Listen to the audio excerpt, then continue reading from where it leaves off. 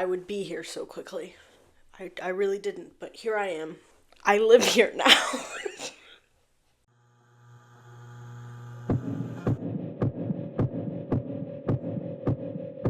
Hello, my name is GlitchWitch.JPG. I make videos about internet horror, analog horror, digital horror, creepypastas, internet urban legends, ARGs, and sometimes I make videos about horror video games and films. And a combination, allegedly, of the last two has brought me here before you at 10:14 p.m. on January 23rd, 2026. I have never recorded a video this late in my life. This is not a video in the sense that I normally create videos. I like to think I create video essays. I usually have at most a script, at least an outline. We are stream of consciousness today. We are crashing out. And why, GlitchWitch, are we crashing out, you ask? I just got back from seeing Return to Silent Hill, the film adaptation of Silent Hill 2. Somebody has to do something. I can't fix what has happened. I cannot right the wrongs that have happened, but I have to talk to someone, many someones, because I know I'm not alone here. My husband and I crashed out the entire car ride home. I have already received text messages from loved ones who also made the poor choice to attend a screening of this film tonight. Several people said, please make a video about this. I'm too angry to articulate it. So I am going to attempt to articulate my vast shock and disappointment at this film. So, full spoilers for both the video game Silent Hill 2, both the original and the remake. I'm going to talk about the two probably pretty interchangeably, as well as the film Return to Silent Hill, as well as just potentially Silent Hill as a franchise. I don't think I'm going to get very spoily about anything maybe besides like 1 and 2. I'm going to try to not talk about 3 and 4, but who knows? Once I get going, the beast will take over, okay? I want to lay some ground rules because I have a feeling that maybe some people may watch this that don't typically follow my videos. Where do I stand on Silent Hill in general? I love Silent Hill. I love all of the games. I loved the Silent Hill 2 remake. About 2 years ago now. Yeah, it was about 2 years ago.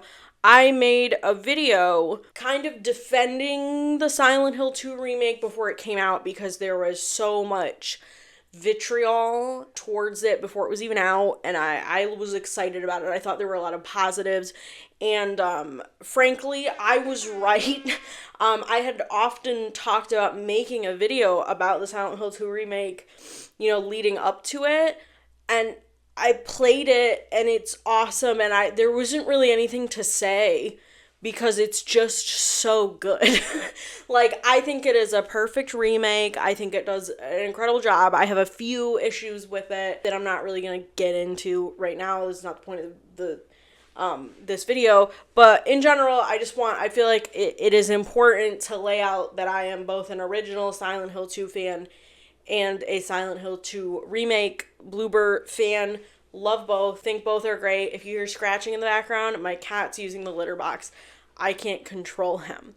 To further explain to you how much I like Silent Hill, my cat that's shitting in the litter box right now, his name is Walter. I named him after Walter Sullivan. His sister's name is Eileen, after Eileen Galvin from Silent Hill 4. I have Silent Hill 4 shirt on right now, as well as matching Silent Hill 4 shorts, because I don't own any Silent Hill 2 merch except for a beanie, and it was too hot. I live in Georgia.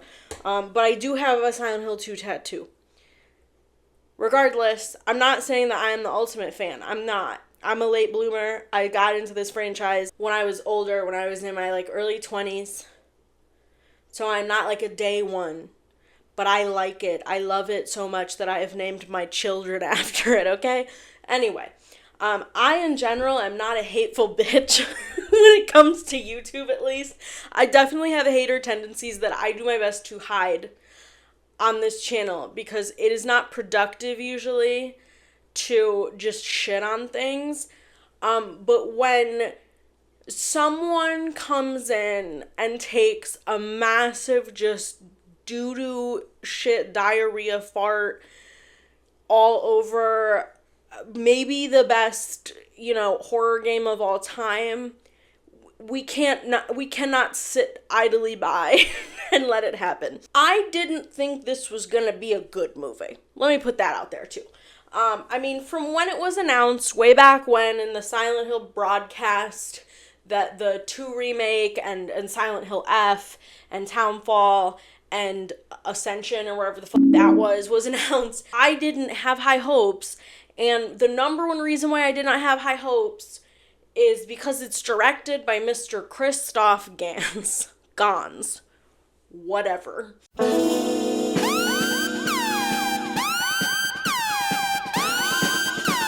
He directed the first Silent Hill movie. I really liked the first Silent Hill movie when I was like 15, 16, before I had played any of the games. I rewatched it after I had played all the games as an adult and was like, whoa, my God. It's not, I know that you cannot perfectly like one-to-one adapt a video game, right? That's a very difficult thing to do. That would be a very clunky, uncomfortable thing to watch.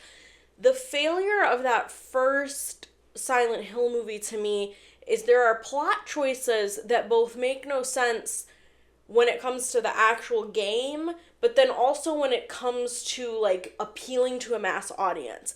Christoph Gans, and he does this again in Return to Silent Hill, makes these sweeping, crazy plot choices that are like way more absurd than anything that happens in the game. Whereas you would think you would want to tone down the crazy game for general audiences. It's a very confusing thing that he does. I also really take issue in the original Silent Hill film. One of my biggest issues of all with it is replacing the main character with a female character, with a woman, looking for her daughter instead of Harry Mason, who is the main character of the games. I don't know this for a fact, but I am guessing. And again, usually I research this shit, but I've been home for 5 minutes. I went to the bathroom, I grabbed a Waterloo, and I grabbed all of my video equipment. There's been no time to research, okay? I think it's this assumption that, like, mothers and women are more nurturing. One of the greatest things about the Silent Hill franchise, period, to me, and I'm not dissing my girls, Heather and Hanako, love them, love both those games, but Silent Hill does a really, really good job at tackling what it means to be a man and toxic masculinity and the societal expectation of men. So having this, like, very loving and protective and kind father, like Harry Mason, I think is an important subversion of, traditional parental roles, right? I've always appreciated that, just as I think James Sunderland in Silent Hill 2 is a very, very nuanced and fascinating look at a specific type of guy. Every single one, even the American ones that a lot of people talk shit on, I think Alex Shepard, there's so much to say about toxic masculinity with him and with Murphy Pendleton in Downpour. Like, one day I will just make a video on toxic masculinity in Silent Hill. But anyway, I digress. Don't like that movie. My cats are tweaking because they feel the demonic energy coming from me. So I knew going in that this wasn't going to be good. Like, it wasn't going to be good. And if it was just, like, meh, I wouldn't be here. I literally, earlier in the week, I said, I don't even know if I'll make a video. I'll have to wait and see, how bad it is. And I don't have words. I do, because I'm talking to you, obviously, but holy shit, guys. I don't even know where to start. So if you're watching this, I assume you have seen Return to Silent Hill. I will not assume that you have played the game, I guess, because I went and saw it with people who haven't played the game. And, you know, they knew something was wrong, they just didn't know what. So, in the game Silent Hill 2, you play as James Sunderland, a widower who gets a letter from his dead wife Mary asking him to return to their special place in the town of Silent Hill. She died of a disease 3 years ago, but he got this letter, so he is going to find his wife, who is dead. Goes to this town, meets several people. Angela, who is a young woman searching for her mother, also brought to Silent Hill searching for another person. Laura, a little girl who knew Mary when she was in the hospital. And Eddie, a young man who is on the run after circumstances at his school. While James is running around Silent Hill, there are monsters. The key monsters in the game are the lying figures, the mannequins, the nurses, and then there are some, you know, not as repeatable ones like the Abstract Daddy, like Pyramid Head, and I'm sorry, I get flashes to the movie and it's too much for me. James also meets a woman named Maria who shares a striking resemblance to his dead wife Mary, except Maria is like a sexy, like confident baddie version of Mary. And so they explore Silent Hill together. And the big thing, again, I'm about to spoil Silent Hill 2 for you guys, and I'm also really getting through this quickly because you don't have all day for me to explain Silent Hill 2 to you. Eventually, we find out that Mary did not die directly of that damn disease. James suffocated her with a pillow, and he is going through all of this because it is him punishing himself. It is the guilt eating him alive for what he has done to Mary. So it's not been 3 years. There's a lot of theory about her being in the car, and that, you know, if you go with the in water ending, he kills himself with her body in the car. But that is very important. I need the two things that I really want you to pull out of what I just told you are: one, Mary Sunderland had a disease, a normal disease. It is not discussed why or how. It sounds like cancer, frankly, if you're asking me. They never say what it is, but my assumption is that it's cancer. Number two, James Sunderland, her husband, killed her. There is a lot of, back and forth on if he did it out as an act of love to end her suffering, if he did it because he couldn't take living this life anymore, waiting for her to die. Both of those are interpretations, but the important thing with both of those is he chose to do it. You can already see where I'm going with this. So, in this movie, James Sunderland is played by Jeremy Irvine, who I know from being the sweet boy from Steven Spielberg's War Horse. And I hope that I can still watch that movie without just screaming at Jeremy Irvine. It's not his fault. James Sunderland, it starts off with him driving in his Mustang. Jesus Christ, the product placement of the Ford Mustang. He's lighting up a doobie on the goddamn freeway. So that whole, I should have never smoked that shit, I ended up in Silent Hill, that happens in this movie, which is kind of funny, and I did say that, and my husband was like, shh, and he was right to shush me, because I continued to be loud, and I didn't want to ruin the experience of the other people suffering in the theater with me. So, and he almost gets hit by a semi-truck, and I was like, oh my god, is that a Silent Hill Origins reference? I don't think Christoph Gans knows what Silent Hill Origins is, so no, it was probably just a truck.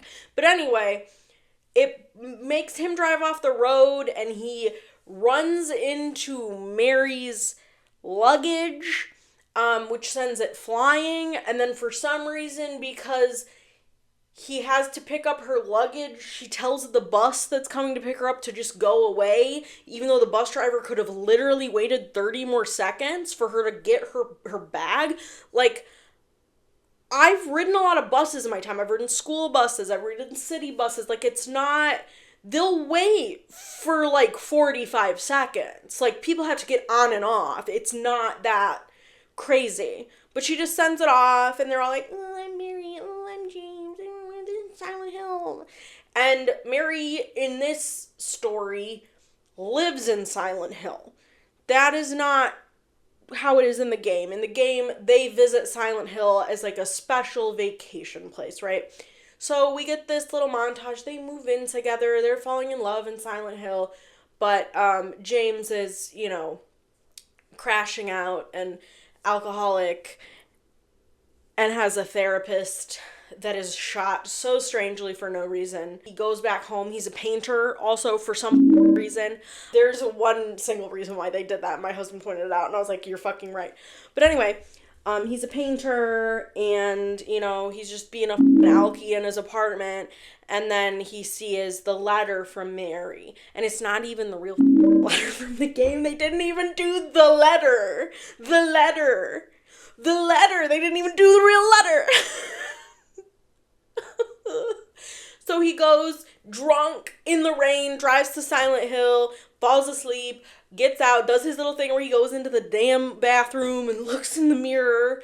And then he comes out and he's like, I'm gonna find Mary. He does the whole thing, meets Angela. Angela's wearing sweatpants for some reason.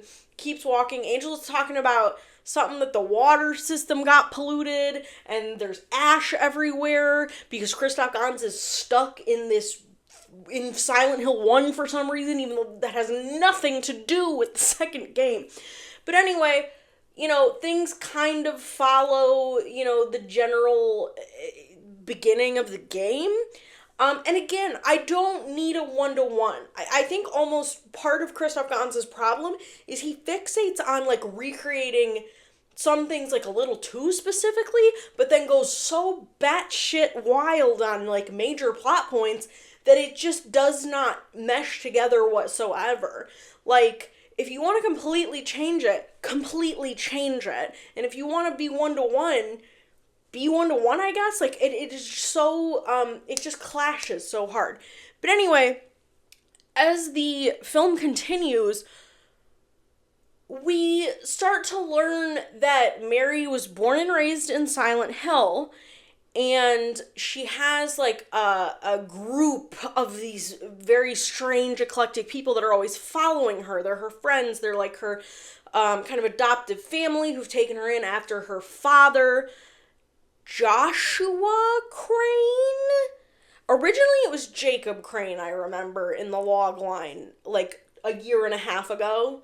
And the way that they described that character, I was like, oh my god, he sounds like Walter Sullivan from Silent Hill 4. That did not happen in this. I was calling the character Jolter for a long time. But it was Mr. Crane. I'm just going to call him Mr. Crane. Who the is Mary Crane, by the way? Her name's Mary Shepherd. I'm going to be okay. It's going to be okay. I'm going to take a sip from my Waterloo. I don't drink. Like, I'm completely straight edge. I've never wanted to drink so bad in my life. We learn that these people that have adopted Mary kind of are her, like, little group that she hangs out with. They, like, really loved her dad, like, in a creepy way. And so the second that this started happening, which this scene I'm describing is happening at Heaven's Night, which in the game is a strip club that Maria works at. In the film, it's like an indie club where people dress up and it's, like, cool. Girl, why? Put that damn stripper pole up. My lord, put Jeremy Irvine on that pole. Immediately when this was happening, I'm like, oh, so it's the cult. It's the cult. And my naive ass was like, okay, they're going to connect it to the overarching cult from the Silent Hill franchise. If you're not familiar and you're just choosing to watch some crazy bitch named GlitchWitch.JPG scream, there's kind of like two parallel sides to Silent Hill.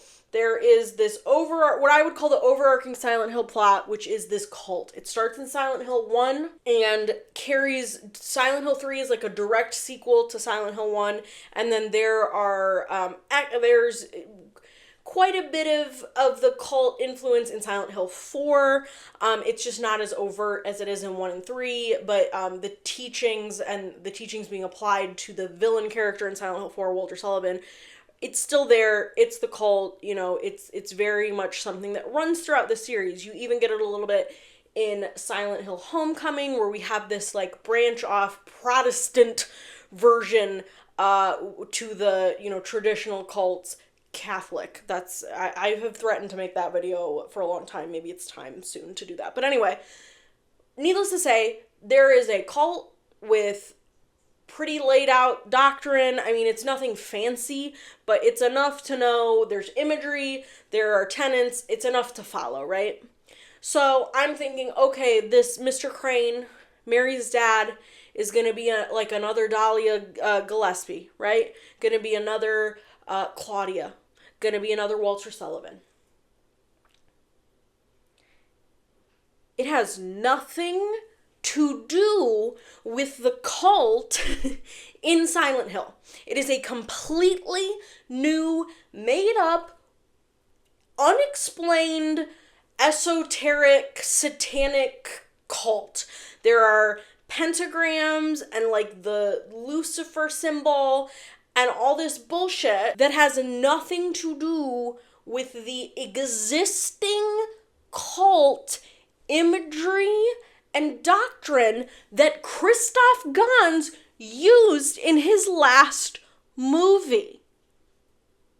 And they don't explain even an inch of what this cult is about.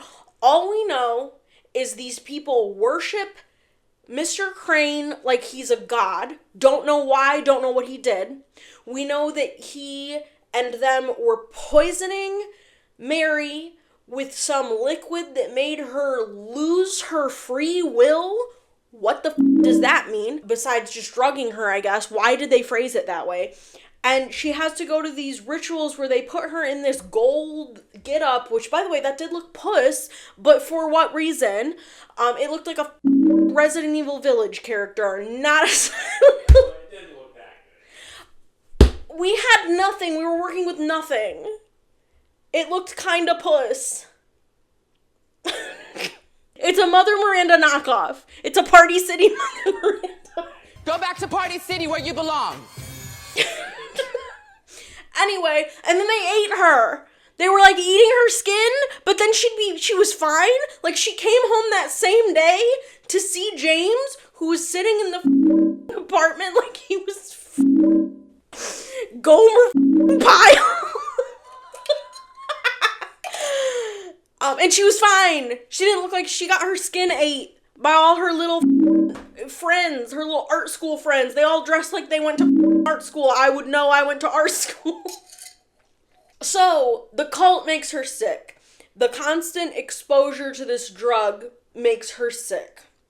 That is cardinal sin of this movie number 1 for me. Why, when we live in a world where I guarantee you, every single person watching this video right now, you have someone that you love in your life that has suffered an illness. Whether it is something as serious as cancer or something that they were able to easily recover from, it is a universal experience to struggle with a loved one getting sick. Why would you water down and confuse something that everybody can connect to, which is what makes the original game so compelling, with all this weird bullshit, and then not even attempt to explain your own theology? I don't need a hard, full Bible, but I need something to follow. The theology put forth in Return to Silent Hill is so nonsensical. There's nothing repeated. There is nothing laid out other than Mr. Crane is God for some reason. Like, there's just nothing to work with.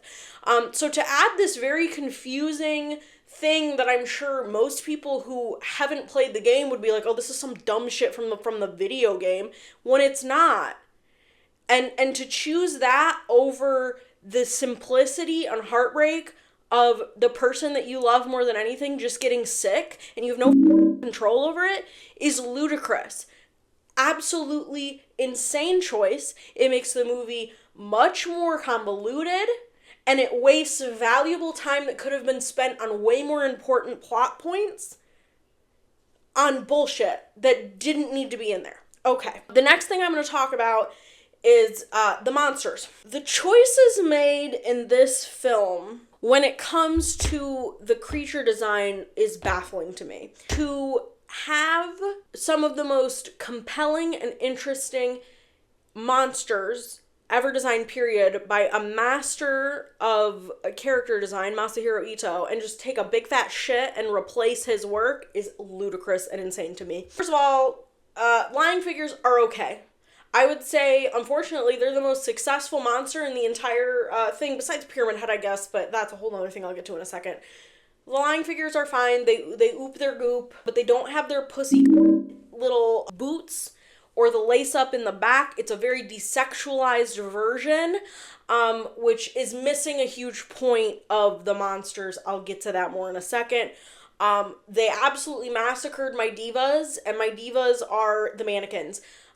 In the game, to me, one of the most frightening monsters, especially in the remake. The remake did a really good job at just having these bitches jump out at you, like, so scary. And the mannequins are inspired by sculptures by the sculptor and artist Hans Bellmer, who made these kind of disgusting, weird doll figurines.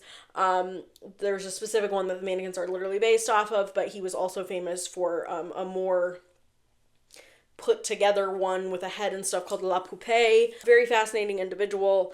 I'm not going to get into Hans Bellmer. We don't have time for that. But regardless, like, they knew what they wanted when they made the original Silent Hill 2. They were very varied in their, inspiration. It's why it's such an original, new experience, because it's pulling from so many different backgrounds. And instead of having the mannequins, they had this spider thing that kind of started as a mannequin, but it's like a fleshy spider, and there's only one of them, and it's an absolute CGI mess. It sucked. It was such a lame, cheap character monster design compared to the Bellmer inspired mannequins. I don't know. I don't know how much Christoph Gans saw of the remake stuff while he was working on this film, him and his whole team. I know it's not just him. He's getting a lot of heat, but he's the one that claims it's his creative vision. So he's the one gonna get all the heat from me.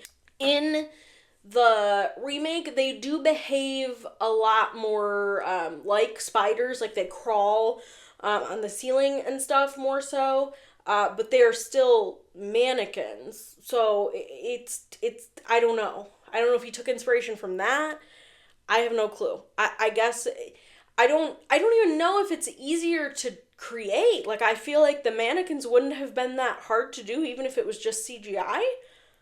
I don't know. Anyway, and then the nurses, their faces are all f***ed up. I don't know why. The faces look better in the original film to me, but I don't know, and they're like made of plaster and everything. Nothing gets enough time. Everything is so rushed because he's doing the video game thing of, we gotta go to the apartment, and then we gotta go to the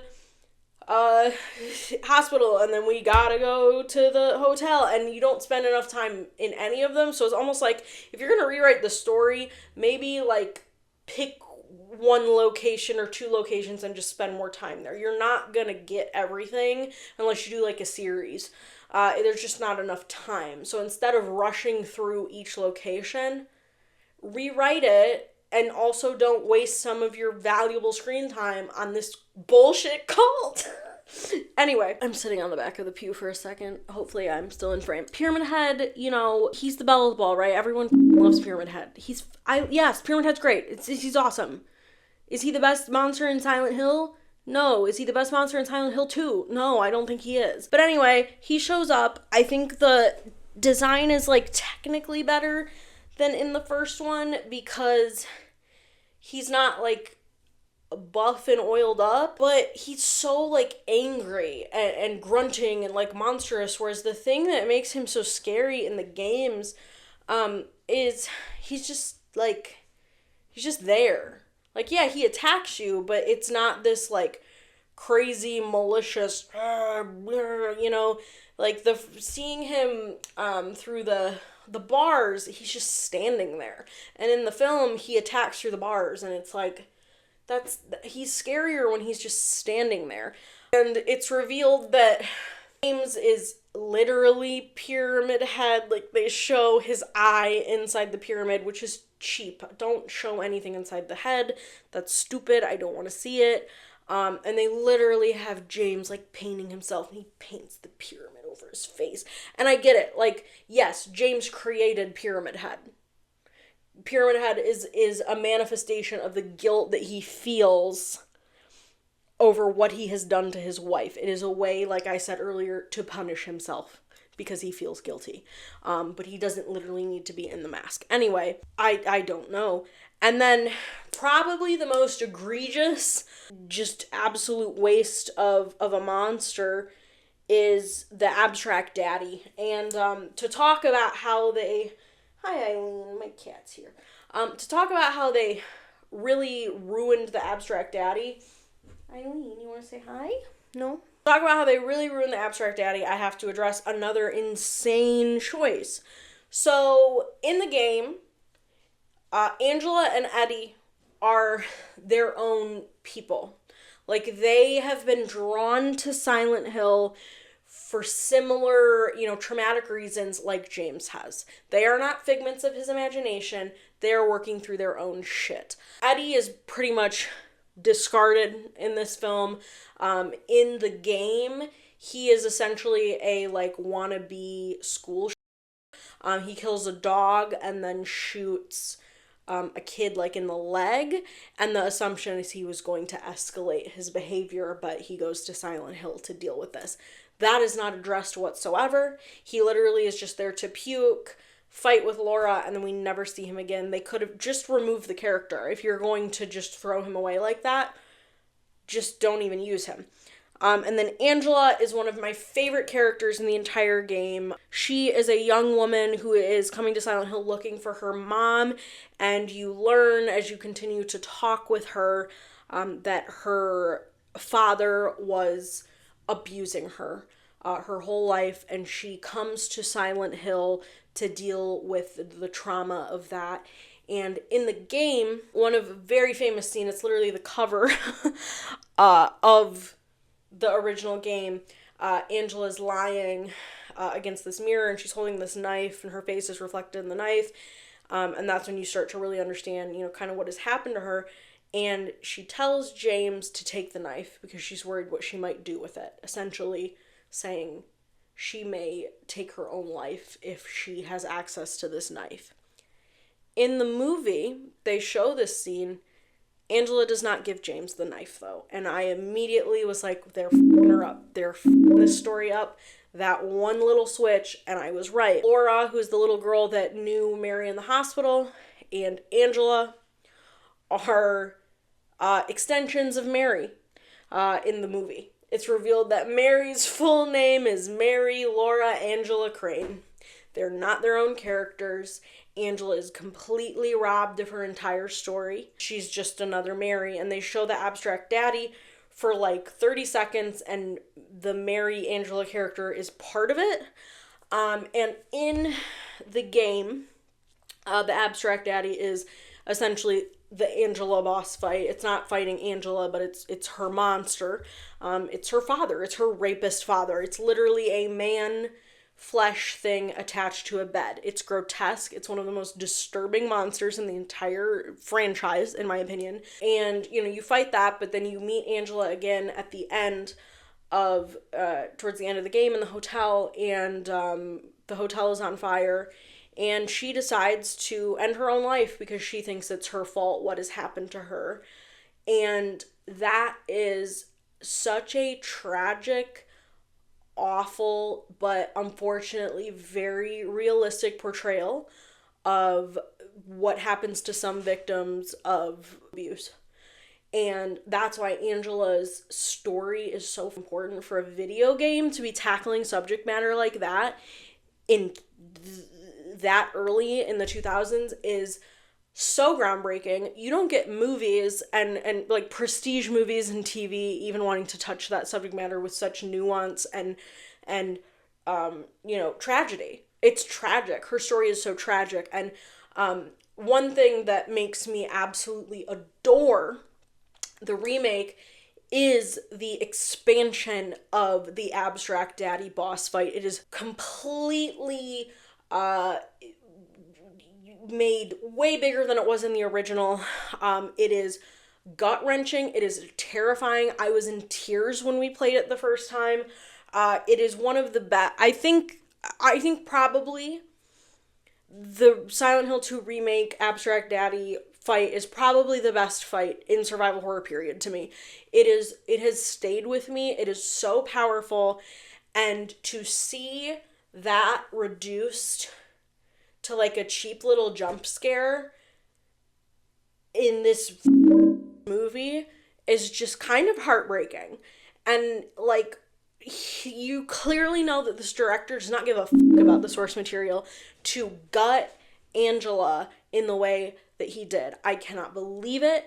I am shocked and appalled by what they did to her story. To reduce her to just being another Mary is completely against, one of the most important aspects of that game. Last monster that I didn't really talk about, Mary at the end. At the end of the game, you go to the roof and, confront Mary, and she turns into this very cool, very industrial, she's like strapped to her bed, and she like sends moths out at you. And instead of keeping that cool industrial bed, she almost looks like a nun. It's very cool design. Christoph Gans and his character designers were like, what if we make her literally a moth? And is like a skeleton, but also she's a moth. Girl, I don't know. There are many things wrong with the movie. Those were the very big ones. But now, to wrap this up, the final, the greatest sin, I would say equal to making Mary have magic cult cancer instead of normal human cancer, is Mary's death. So, as I said at the beginning, in the game, James Sunderland smothers his wife, Mary Sunderland, with a pillow. Again, up to interpretation on if he does this as a mercy killing to save her from suffering, or if he, acts in a moment of cowardice because he can't stand living with her anymore, and just wants to move on as quickly as possible. I personally am in that camp. I view James as a very selfish and cowardly man, and I think that's what makes the game so compelling. You are not used to, especially when this game came out, playing as a bad guy, and not your traditional bad guy. I'm not gonna sit here and say that James didn't love Mary. He absolutely loved Mary, and that comes across in both the original game and the remake, but he was selfish and cowardly, and it disgusts me. I am very revolted by James Sunderland. I really am, and I think it's what makes the game so impactful, and it's why we all remember it. And again, regardless, even if you are someone who is a little more sympathetic towards James and thinks that, he was choosing to, end her suffering, which I do understand that angle. It's just with all his other behavior in the game, I don't lean towards that, but I can absolutely understand that, and you're totally valid if that's how you view it. Art is open to interpretation. But the thing that is not open to interpretation is James made the decision to kill his wife. And in this movie, Mary tells him to kill her. And that's bullshit. That completely erases everything that makes the journey that James goes through in this story pointless. Yes, of course, he could still feel guilt, for doing that, but not in the way, of him struggling to even come to terms with the fact that he made that decision, that he did that. This is all because of him. She is dead because of him, because he made the choice to kill her. And taking that choice away from him absolves him. It is so completely against the entire point of that story. I cannot fathom what Christoph Gans thought he was doing. And also, just to be petty, he killed her with a towel, a hand towel, not even a pillow. Could you not use a pillow? The reason, not to get personal, but I'm already screaming, so why not? Every time, I don't know how many times I've played the games combined between the original and the remake, but whether it's me playing it or my husband, but every time I hear that letter, it breaks me. And again, they didn't even read the letter. I'm gonna read the letter. In my restless dreams, I see that town, Silent Hill. You promised me you'd take me there again someday, but you never did. Well, I'm alone there now, in our special place, waiting for you to come see me, but you never do. And so I wait, wrapped in my cocoon of pain and loneliness. I know I've done a terrible thing to you, something you'll never forgive me for. I wish I could change that, but I can't. I feel so pathetic and ugly laying here, waiting for you. Every day I stare up at the cracks in the ceiling, and all I can think about is how unfair it all is. The doctor came today. He told me I could go home for a short stay. It's not that I'm getting better. It's just that this may be my last chance. I think you know what I mean. Even so, I'm so glad to be coming home. I've missed you terribly. But I'm afraid, James. I'm afraid you don't really want me to come home. Whenever you come see me, I can tell how hard it is on you. I don't know if you hate me, or pity me, or maybe I just disgust you. I'm sorry about that. When I first learned that I was going to die, I just didn't want to accept it. I was so angry all the time, and I struck out at everyone I love most. Especially you, James. That's why I understand if you do hate me. But I want you to know this, James. I'll always love you. Even though our life together had to end like this, I still wouldn't trade it for the world. We had some wonderful years together. Well, this letter has gone on too long, so I'll say goodbye. I told the nurse to give this to you after I'm gone. That means that as you read this, I'm already dead.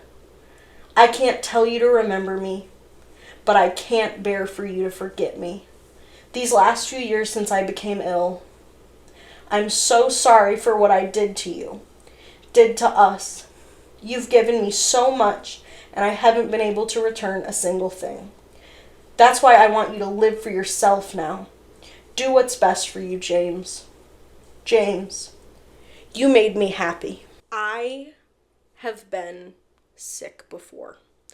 I have almost died. And when I almost died, I was only dating my boyfriend, now husband, for around a year. And I fully expected him, not him as because it's his behavior, showed it, but I just assumed that there was a chance that it couldn't continue, because, well, I don't have cancer, well, I am not dying, I have a medical condition that is going to impact me for the rest of my life, that has taken away my ability to have children, and these are all very realistic things, that can affect your relationship, and he stayed with me. We're married, we have a house together, we have a life together, and when I read this letter and when I hear it, I put myself in her shoes and I can feel her pain, even though I never had to experience that pain because I was lucky enough to have a partner that respected me and stuck by me. And that's why James pisses me off so bad, because so many men will abandon their wives when they get sick, when they get breast cancer, when their hair falls out from chemotherapy. And it's real and it happens. And this movie absolutely took a big fat shit on the power of that final letter and of Mary's story and the simplicity of a man not being able to handle his wife getting sick, even though we all get sick and die. And it's not fair. It's not fair that it happens to some people younger than others. But when you take a vow, it's in sickness and in health, and you're supposed to stand by your partner. And it was real convenient in the movie that they were boyfriend, girlfriend, not husband and wife, which also kind of removed that seriousness of it, right? Sorry, I'm like shaking. I'm so mad.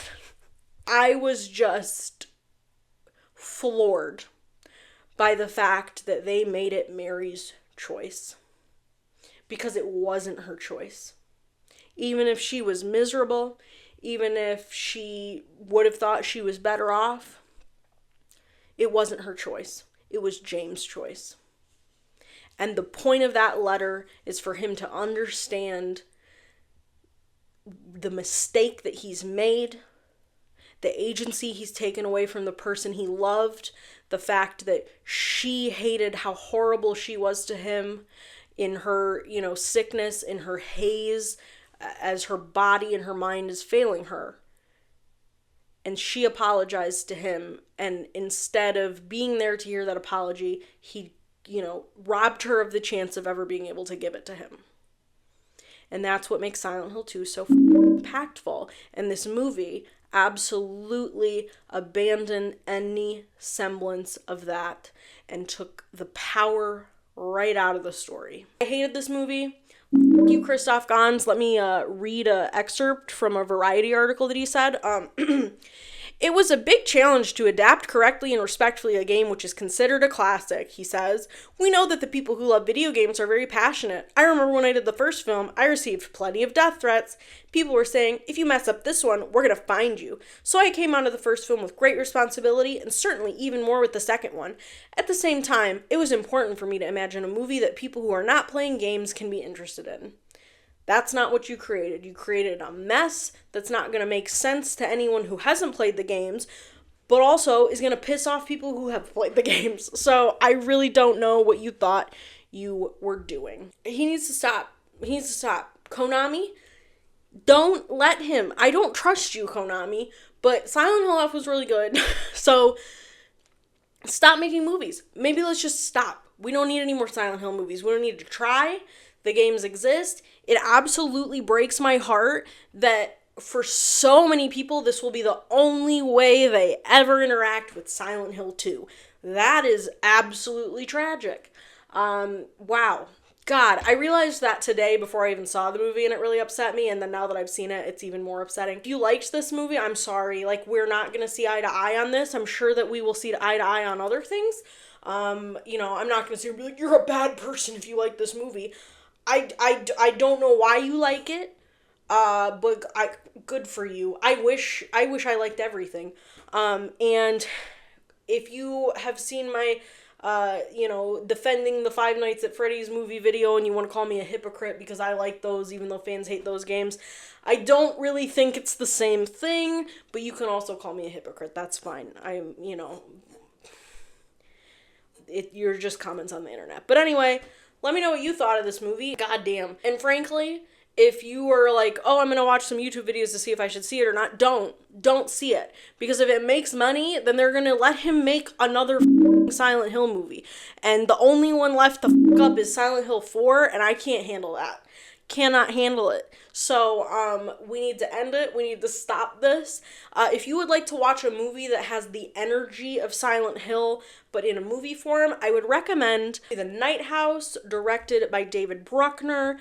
Very Silent Hill vibes. Beautiful movie. You know, it's not directly Silent Hill, but it has the vibe and it's a film. And if you would like Silent Hill, go play the games. I highly recommend all of them. I think that, you know, if you are scared of tank controls and all that, the Silent Hill 2 remake is great. I am not one of those people that's going to get mad at you for just playing the remake. I would hope that you would go back and revisit the original one. But is what it is. Silent Hill F, also wonderful. Makes me very excited about the future of the franchise. As much as this movie was hot doo-doo garbage, Silent Hill is back, and I think it is here to stay. And I can't wait to see what the video game side of the franchise continues to offer, because I think we're headed in a good direction. F was super original and innovative, and I know that they've discussed wanting to do follow a similar strategy of different countries, which I think would be really cool, because getting that uniquely Japanese flair and culture and storytelling in F made it really fresh and new, and I feel like I learned a lot of things while playing it as well. So I would love to see Silent Hill in any country. Italy, give me a little bit of Vaticano, give me a little bit of Pope, give me a little bit of, I don't know, you know, I love my Catholic shit, y'all. If you're a day one, you know that. Thank you for watching. I would like to thank my YouTube members. The Creepypasta OCs are up on screen. In Survival Horror Emo, which is me today, we have E-Rob and So-Called Punk, and then in Analog Horror Scareface, we have Kira Coffer, Alvin, and Charlotte Sabina. If you would like to become a member, there's a little join button down there, but liking, subscribing, commenting, sharing means the world. And for whatever you do not go see this movie, because you do not wish you were there. You do not wish you were there. Bye.